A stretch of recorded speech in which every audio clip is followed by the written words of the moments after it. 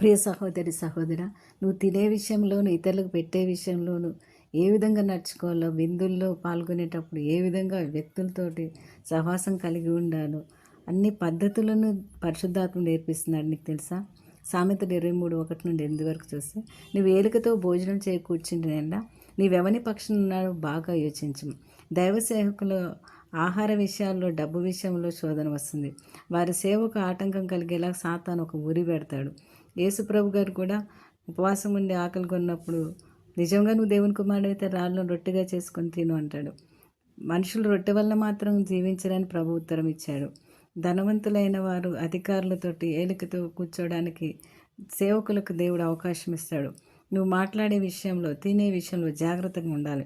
ఆత్రంగా నువ్వు తినని పదార్థాలన్నీ నీకు కనబడ్డాయని ఆత్రంగా వడ్డించుకొని తిన్నావు అనుకో, దానివల్ల నీ శరీరానికి అవసరమైన దానికంటే ఎక్కువగా తినడం వలన లేకపోతే ఎక్కువ వడ్డించేసుకుని వేస్ట్ చేయడం, ఈ రెండు తప్పే. కొన్నిసార్లు సమయం దాటితే ఆకలికి తట్టుకోలేక వాళ్ళు విలువెల్లాడిపోతూ ఉంటారు.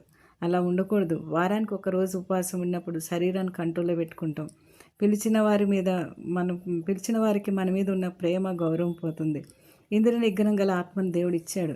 చక్కని ప్రవర్తన కలిగి మనం నీట్గా తినడం, లిమిట్గా తినడం, మర్యాదగా ఉండడం. మనం తిండిపోతులుగా అయితే మన గొంతుకి కత్తి పెట్టుకోమని చెప్తాడు. ఇంకోటి, నేను ఆహ్వానించడానికి వారు ఏ ఉద్దేశం కలిగి ఉన్నారో నువ్వు గమనించుకోవాలా. మీ ఆలోచనలు, ఉద్దేశాలు పరిశీలించడం కోసం అయి ఉండొచ్చు. మీ ఏలికతో జాగ్రత్తగా మసులుకోవాలని, నీ సొంత ఆశలను అంచుకొని వారు ఏం ఆశిస్తున్నారో కూడా నువ్వు గమనించాలని ఇక్కడ మనకు తెలియజేస్తున్నాడు.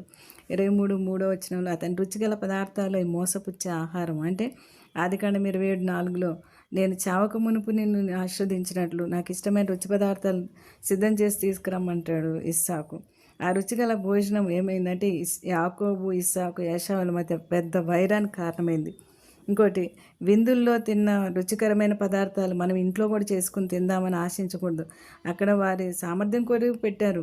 అప్పు చేసి అవన్నీ పదార్థాలు తెచ్చుకొని తినడం అంటే రాళ్ళను రొట్టెగా చేసుకుని తినడమే. అదొక సాతాను శోధన. నీ చేతిలో ఉన్న ధనాన్ని బట్టి నువ్వు తినే ఆహారం ఉండాలి, కానీ ఇక్కడ చూసి మనం తినాలనుకోవద్దు. క్రమమైన జీవితం జీవించాల. యెషయా 55:2 ఆహారం కాని దాని కొరకు మీరు ఎలా రూకలిచ్చేదారు? సంతృష్టి కలుగజేయని దాని కొరకు మీ కష్టార్జితను ఎందుకు వ్యయపరుస్తారు? అంటే బయటకు కనబడే ఆహార పదార్థాలు, నిలవ ఉన్నవి, అవన్నీ కూడా కలర్ఫుల్గా కనబడతాయి, కానీ అవి జబ్బు తెచ్చేవి ఉంటాయి. ఇక్కడ భౌతిక పోషణం గురించి కూడా దేవుడు చెప్తున్నాడు. ఆధ్యాత్మిక పోషణ కూడా సూచిస్తుంది. ఆత్మను సంతృప్తి పరచలేని వాటి కోసం మనం వెల చెల్లించొద్దని. హగ్గై 1:6 మీరు భోజనం చేసినా ఆకలి తీరక ఉన్నారు. ఆ ఆకలి తీరకపోవడానికి వెనక దేవుని ఆశీర్వాదం లేదని కూడా తెలుసుకోవాలి. దేవుని మార్గం అనుసరిస్తున్నారో లేదో మన ప్రవర్తన మనం జాగ్రత్తగా చూసుకోవాలి. ఎదుటి వారి మేలు వారు లేని వారితో కూడా కలిసి భోజనం చేయొద్దని 6-8 వరకు చూస్తాం మనం. వారిని రుచిగల పదార్థాలు ఆశించవద్దని. మనసులో ఇష్టం లేకపోయినా కొంతమంది తప్పదని పిలుస్తారు, భోజనానికి ఆహ్వానించే వాళ్ళు ఉంటారు. ఆ వ్యక్తిని సంతోషపెట్టాలని మనం ప్రయత్నిస్తే నష్టపోతాం.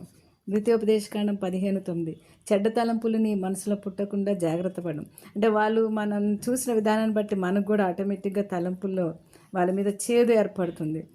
బీదవారైన నీ సహోదరుల కటాక్షం చూపక నువ్వు వానికి ఏమీ ఇయ్యకపోయినా, అంటే బీదవాళ్ళంటే ఆత్మలో బీదవాళ్ళు అనమాట.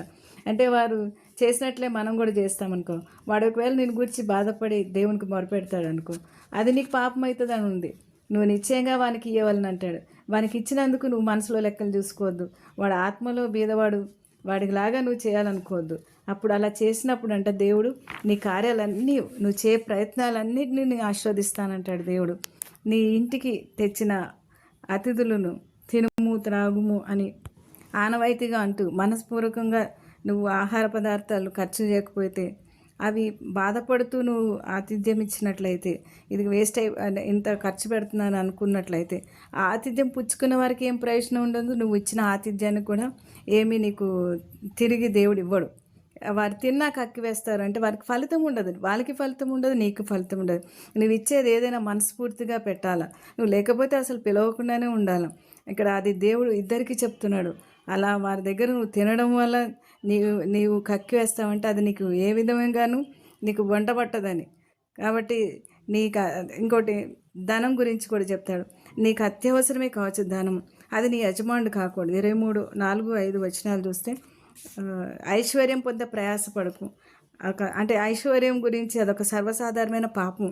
కష్టపడి చేయొచ్చు, కానీ అది ఒక ధన సంపాదనే, అదొక ప్రయాసగా ఉండకూడదు మనకి. దేవుడిచ్చే కష్టార్జితం, దేవుడిచ్చిన దాన్ని బట్టి మనం కృతజ్ఞతలు చెల్లిస్తూ ఆ సంపాదన మీద దృష్టి పెట్టకుండా మనం దేవుడు ఇచ్చాడని మనం ఎప్పుడైతే దేవుని చేతిలో పెడతామో అది ఆశీర్వదింపబడుతుంది. లేకపోతే రెక్కలు వస్తాయి అంటది, ఏదో ఒక రకంగా నష్టపోతాము, తృప్తి కలిగి కూడా ఉండము.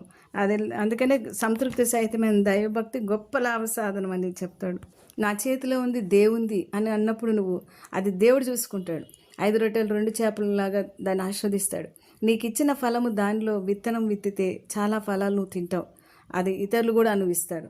విత్తనము అంటే అది ఏ విధంగానే దేవుని వాక్యమే కావచ్చు, దేవునికి ఇవ్వవలసింది కావచ్చు. విత్తనం కూడా నువ్వే మింగేసావు అనుకో, అంటే నీ దగ్గర ఉన్న వాక్యాన్ని ఇతరులకు చెప్పకుండా ఉన్నా, లేకపోతే నీకు ఇచ్చిన ధనం నువ్వే మింగుతూ స్వార్థంగా ఉన్నా, ఆ ఫలాలు ఎక్కడి నుండి వస్తాయిగా? విత్తనం విత్తితే కదా ఫలం వచ్చేది. కాబట్టి జాగ్రత్త అంటున్నాడు. ప్రార్థిద్దామా? సర్వోన్నతుడా, సర్వాధికారి, మా యందు నీకున్న శ్రద్ధకై వందనాలు. మా ప్రతి దాంట్లో మీరు ఇన్వాల్వ్ అవుతూ బోధిస్తున్నందుకు నీ కృతజ్ఞతలు. మాకిచ్చే తిండి శోధన, ధన శోధన, మాకు వచ్చే దాంట్లో మాకు సహాయం చేయండి. ఆరోగ్యకరమైన జీవనశైలి నేర్పిస్తురండి. మా తిండి విషయంలో తండ్రి నియంత్రించుకోవడానికి మా కోరికలు రద్దుపరుస్తున్నాం. ఈ యొక్క జంక్ ఫుడ్స్ కానీ, రుచికరంగా కనిపించేది మంచి పదార్థాలు, వాటిని మేము నియంత్రించుకునే శక్తిని, మమ్మల్ని నియంత్రిస్తున్న శక్తిని విరగొడుతున్నాం. ఆరోగ్యకరమైన ఆహారాలు, నియమాలని, జీవన శైలిని మేము నడవడానికి మాకు నేర్పించండి. క్షమించేవారుగా, ఇతరుల జీవన విధానాన్ని బట్టి మేము జీవించకుండా, ఆ చేదైంది మాలోకి రాకుండా దేవ మేము పెరికి వేస్తున్నాం. నీ మహిమార్థమై మేము జీవించాలి ప్రభా. నీ మహిమైశ్వర్యం చొప్పున మా ప్రతి అవసరం తీర్చే దేవుడు అయి ఉన్నావు. మేము అట్టి దేవుని కలిగి ఉన్నందుకు మేము సంతోషకరంగా, ఆరోగ్యకరంగా, సమాధానకరంగా జీవించదు గాక. ప్రసంగి 3:13 ప్రకారం మీరు చెప్పినట్లు ప్రభా, అన్నపానం పుచ్చుకొంచు కష్టార్జితం వల్ల సుఖం అనుభవించుట నువ్వు ఇచ్చిన బహుమానం అయినందుకు నీ కృతజ్ఞతలు చెల్లిస్తున్నాం తండ్రి. Amen, amen, amen.